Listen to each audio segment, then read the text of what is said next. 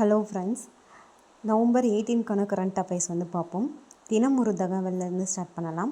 பாரத ரத்னா விருது பெற்ற குடியரசுத் தலைவர் யார்? ராஜேந்திர பிரசாந்த். ஞாபகம் வச்சுக்கோங்க. இந்தியாவின் 100% சைபர் மோசடி புகார்களுக்கு நடவடிக்கை மேற்கொண்ட மாநிலம் எது? கோவா. சிஐஐ கூட்டமைப்பு உச்சி மாநாடு எங்கு நடைபெற உள்ளதுன்னு பார்த்தோன்னா விசாகப்பட்டினம். இது சிஐஐ அப்படின்னா என்னென்னு பார்த்தோன்னா இந்திய தொழில்துறை கூட்டமைப்பு, அதாவது கான்ஃபெடரேஷன் ஆஃப் இந்தியா இண்டஸ்ட்ரியல். அதாவது 1895 இதை ஸ்டார்ட் பண்ணாங்க. இதோடைய தலைமையகம் எங்கே இருக்குதுன்னு பார்த்தோன்னா டெல்லி. கருடா என்பது இந்தியாவிற்கும் எந்த நாட்டிற்கும் இடையேயான கூட்டு விமான பயிற்சியாகும்? பிரான்ஸ். அஜயா வாரியா என்பது இந்தியாவிற்கும் எந்த நாட்டிற்கும் இடையிலான கூட்டு இராணுவ பயிற்சியாகும்னு பார்த்தோன்னா யூகே.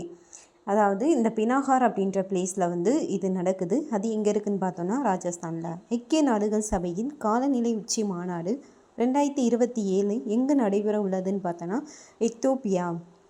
சமீபத்தில் கௌரவ ஆஸ்கர் விருது பெற்றவர் யாருன்னு பார்த்தோன்னா டாம் குரூஸ். ஸ்போர்ட்ஸ் நியூஸ் பார்ப்போம். ஆசிய வில்வித்தை போட்டி 2025 எங்கு நடைபெற்றது? வங்காளதேசம்.